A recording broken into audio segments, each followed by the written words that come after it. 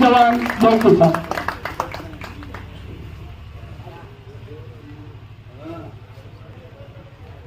ಈ ಕಾರ್ಯಕ್ರಮವನ್ನು ಉದ್ದೇಶಿಸಿ ಮಾತನಾಡಿದಂತಹ ಮಲ್ಲನಗೌಡ ಪಾಟೀಲ್ ಅವರಿಗೆ ಎಲ್ಲರ ಪರವಾಗಿ ಧನ್ಯವಾದಗಳನ್ನು ಸಲ್ಲಿಸುತ್ತೇನೆ. ಮುಂದಿನದಾಗಿ ರಾಜ್ಯ ಪ್ರಧಾನ ಕಾರ್ಯದರ್ಶಿಗಳಾದಂತಹ ಬಸವರಾಜ್ ಗೋಡಿಹಾಳ್ರವರು ಈ ಕಾರ್ಯಕ್ರಮವನ್ನು ಉದ್ದೇಶಿಸಿ ಎರಡು ಮಾತನಾಡಬೇಕೆಂದು ವಿನಂತಿಸಿಕೊಳ್ಳುತ್ತೇನೆ. ಪ್ರಥಮವಾಗಿ ಎಲ್ರಿಗೂ ಮಧ್ಯಾಹ್ನದ ಶುಭಾಶಯಗಳನ್ನು ತಿಳಿಸ್ತಾ,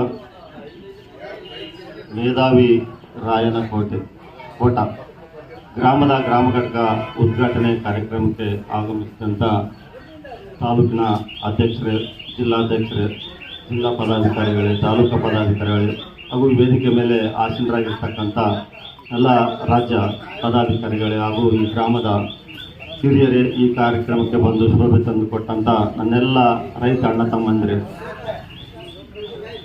ಮೇಧಾವಿ ರಾಯನ ಕೋಟ. ಮೇಧಾವಿ ಅಂತಂದ್ರೆ ಬುದ್ಧಿವಂತರು, ಜಾಣರು ಅಂತೇಳಿ. ಬುದ್ಧಿಜೀವಿಗಳು, ಜಾಣರು ಈ ಊರಲ್ಲಿ ಇದೀರಿ ಅಂತೇಳಿ ನಾವೆಲ್ಲ ಭಾವಿಸಿದ್ವಿ. ಇವತ್ತು ತಮ್ಮ ಗ್ರಾಮದಲ್ಲೇನೋ ರೈತ ಸಂಘಟನೆ ಉದ್ಘಾಟನೆಯನ್ನ ಮಾಡಿದ್ರಿ. ಯಾಕೆ ನಮಗೆ ರೈತ ಸಂಘಟನೆ ಬೇಕು ಅನ್ನುವಂಥದ್ದು. ಸ್ವತಂತ್ರ ಬಂದ ನಂತರ ಈ ದೇಶದಲ್ಲಿ ಚುನಾವಣೆ ಅನ್ನತಕ್ಕಂಥದ್ದು ಬಂತು. ನಾವೆಲ್ಲ ಏನ್ ಮಾಡಿದೆವಪ್ಪ ಅಂತಂದ್ರೆ ನಮ್ಮ ಸಮಸ್ಯೆಗಳಿಗೆ ಚುನಾಯಿಸಿ ನಾವು ಕಳಿಸಿದಂತ ಪ್ರತಿನಿಧಿಗಳು ನಮ್ಮ ಪರವಾಗಿ ಕೆಲಸ ಮಾಡ್ತಾರ ಅಂತೇಳಿ MP ಗಳನ್ನ, MLA ಗಳನ್ನ, ZP ಗಳನ್ನ, ತಾಲೂಕಾ ಪಂಚಾಯತ್ ಸದಸ್ಯರನ್ನ, ಗ್ರಾಮ ಪಂಚಾಯತಿ ಸದಸ್ಯರನ್ನ ಆಯ್ಕೆ ಮಾಡುವಂತ ಪದ್ಧತಿಯನ್ನ ನಾವೆಲ್ಲರೂ ತಂದಿದ್ದೀವಿ. ಸ್ವತಂತ್ರ ಬಂದು 75 ವರ್ಷ ಗತಿಸೋಯ್ತು. ಇಲ್ಲಿವರೆಗೂ ಕೂಡ ಈ ನಮ್ಮ ರೈತರಿಗೆ ಯಾವುದೇ ರೀತಿಯ ಸ್ವತಂತ್ರ ಬರಲಿಲ್ಲ.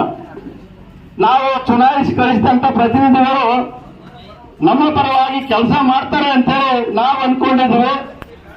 ಯಾರು ಕೂಡ ನಮ್ಮ ಪರವಾಗಿ ಕೆಲಸ ಮಾಡದೇ ಇರುವಂತ ಕಾರಣಕ್ಕೆ ನಾವೆಲ್ಲರೂ ಕೂಡ ಮನೆಯಲ್ಲಿ ಪ್ರತಿಯೊಬ್ಬ ವ್ಯಕ್ತಿಯ ಹೆಗಲ ಮೇಲೆ ಹಸಿರು ಸಾಲು ಇರಬೇಕಾದಂತ ಪರಿಸ್ಥಿತಿ, ಸಂದರ್ಭ ಬಂದಿದೆ. ಹಾಗಾಗಿ ತಾವೆಲ್ಲರೂ ಕೂಡ ಈ ವ್ಯವಸ್ಥೆಯನ್ನ ಅರ್ಥ ಮಾಡ್ಕೋಬೇಕಾಗಿದೆ. ರೈತರಿಗೆ ಯಾವಾಗ ಏನು ಬೇಕು ಅನ್ನತಕ್ಕಂಥದ್ದು ಕೂಡ ಇದುವರೆಗೂ ಸರ್ಕಾರಕ್ಕೆ ಇನ್ನೂ ಕೂಡ ಗೊತ್ತಾಗ್ತಾ ಇಲ್ಲ. ಅಂತಂದ್ರೆ ನಾವು ಯಾವ ಕಾಲದಲ್ಲಿ ಇದೀವಿ ಅನ್ನತಕ್ಕಂಥದ್ದು ತಾವೆಲ್ಲರೂ ಕೂಡ ತಿಳ್ಕೋಬೇಕು. ಇವಾಗೆಲ್ಲ ಬಿತ್ತನೆ ಪ್ರಾರಂಭ ಆಗಿದೆ. ದಯವಿಟ್ಟು ರೈತರು ಹೊರಗಡೆ ಯಾರಿದ್ರಿ ಸ್ವಲ್ಪ ಒಳಗಡೆ ಬಂದು ಕೂತ್ಕೋಬೇಕು. ಶಾಲಕ್ಕೊಂಡಂತ ನಮ್ಮೆಲ್ಲ ಅಣ್ಣ ತಮ್ಮಂದ್ರು ಇವತ್ತು ಬಿತ್ತನೆ ಪ್ರಾರಂಭ ಆಗಿದಾವೆ. ಸರ್ಕಾರ ಹೇಳುತ್ತೆ ಗೊಬ್ಬರ ಇಲ್ಲ, ನೀವು ಕಡಿಮೆ ಗೊಬ್ಬರ ಬಳಸಬೇಕು ಅಂತೇಳಿ. ನಾವು ಯೂರಿಯಾ ಕೊಡೋದು FIDಗೆ ತಿಂಗಳಿಗೆ 1 ಚೀಲ ಮಾತ್ರ ಅಂತೇಳಿ.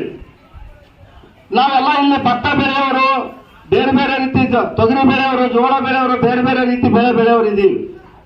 ನಾವು ಭತ್ತ ಬೆಳಿಬೇಕಾದ್ರೆ 1.5 ತಿಂಗಳಲ್ಲಿ ನಾವು ಗೊಬ್ಬರನ ಮುಗಿಸ್ಬಿಡ್ಬೇಕು. ನಾವು 1 ಚೀಲ 1 ತಿಂಗಳಿಗೆ ತಗೊಂಡ್ರೆ ನಮ್ಗೆ ಎಷ್ಟು ತಿಂಗಳು ಬೇಕು? ಇವರಿಗೆ ಜ್ಞಾನ ಆಯ್ತೋ ಇಲ್ಲೋ ಮೊದಲು ನಾವು ಅವ್ರನ್ನ ಕೇಳಬೇಕಾಗಿದೆ. ಅವ್ರನ್ನ ಕೇಳಬೇಕಾದ್ರೆ ನಾವೆಲ್ಲರೂ ಕೂಡ ಮೊದಲು ನಾವು ಎಚ್ಚರ ಆಗ್ಬೇಕಾಗಿದೆ. ಸರಿಯಾದ ಸಮಯಕ್ಕೆ ನಮಗೆ ಗೊಬ್ಬರ ಸಿಗಲಿಲ್ಲ ಅಂದ್ರೆ ನಾವು ಸರಿಯಾಗಿ ಬೆಳೆ ಬೆಳಕ ಆಗಲ್ಲ. ಹಾಗಾಗಿ ನಾವು ಸರ್ಕಾರವನ್ನು ಒತ್ತಾಯ ಮಾಡಬೇಕಾಗಿದೆ. ನಮಗೆ ಸರಿಯಾದ ಸಮಯಕ್ಕೆ ನೀವು ಗೊಬ್ಬರ ಕೊಡಬೇಕಾತಂದ್ರೆ ನೀವು ಇರಲಿ. ನಿಮಗೆ ಗೊಬ್ಬರ ಕೊಡಕ್ ಆಗ್ಲಿಲ್ಲ, ಇಲ್ಲ ರೈತರಿಗೆ ಸರಿಯಾದ ಸಮಯಕ್ಕೆ ನೀವು ವಿದ್ಯುತ್ ಕೊಡಕ್ ಆಗ್ಲಿಲ್ಲ, ರೈತರಿಗೆ ಅವಶ್ಯಕತೆ ಇರ್ತಕ್ಕಂಥ ವಸ್ತುಗಳನ್ನ ತಾವು ಪೂರೈಕೆ ಮಾಡಕ್ ಆಗ್ಲಿಲ್ಲ ಅಂತಂದ್ರೆ ನೀವು ತೊಲಗೋಗಿ ನಾವು ಬರ್ತೀವಿ ಇನ್ಮೇಲೆ ಸಾಲಕ್ಕೆ ಅಂತೇಳಿ ನಾವು ಹೇಳ್ಬೇಕಾಗಿ.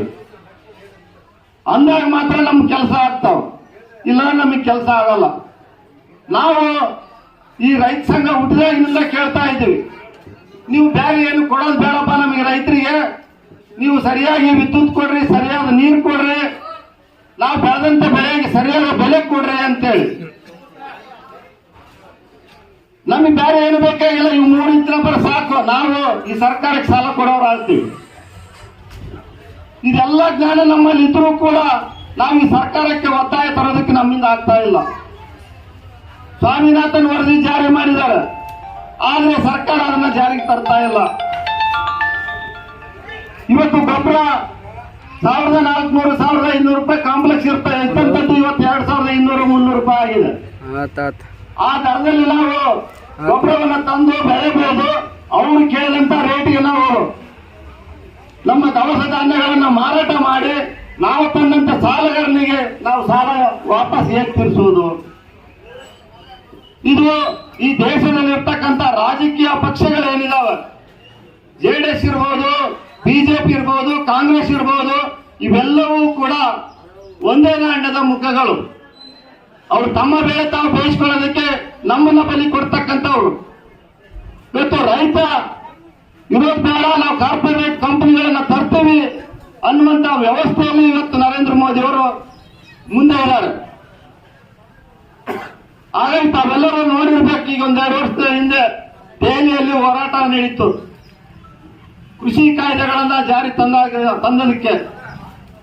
ಗೊತ್ತಲ್ಲಿ 1 ವರ್ಷ 2 ತಿಂಗಳವರೆಗೂ ಕೂಡ ನಿರಂತರವಾಗಿ ಹೋರಾಟ ನಡೆದ ಪರಿಣಾಮವಾಗಿ 856 ಜನ ಅಲ್ಲಿ ಅಸುನೀಗಿದ್ರು ಹೋರಾಟಗಾರರು. ಅದರ ಪರಿಣಾಮವಾಗಿ ನರೇಂದ್ರ ಮೋದಿ ಅವರು ಕೃಷಿ ಕಾಯ್ದೆಯನ್ನು ವಾಪಸ್ ತಂದರು. ಆಮೇಲೆ ನಮ್ಮ ರಾಜ್ಯದಲ್ಲಿ ಏನು ಬೃಹಸ್ಪತಿಗಳಿದ್ರು, ಆಗಿನ ಮುಖ್ಯಮಂತ್ರಿ ಯಡಿಯೂರಪ್ಪನವರಿದ್ರು, ಅವರು ತರಾತುರಿಯಲ್ಲಿ ನಮ್ಮ ರಾಜ್ಯದಲ್ಲಿ ಕೃಷಿ ಕಾಯ್ದೆಯನ್ನು ತಂದಿದ್ದಾರೆ.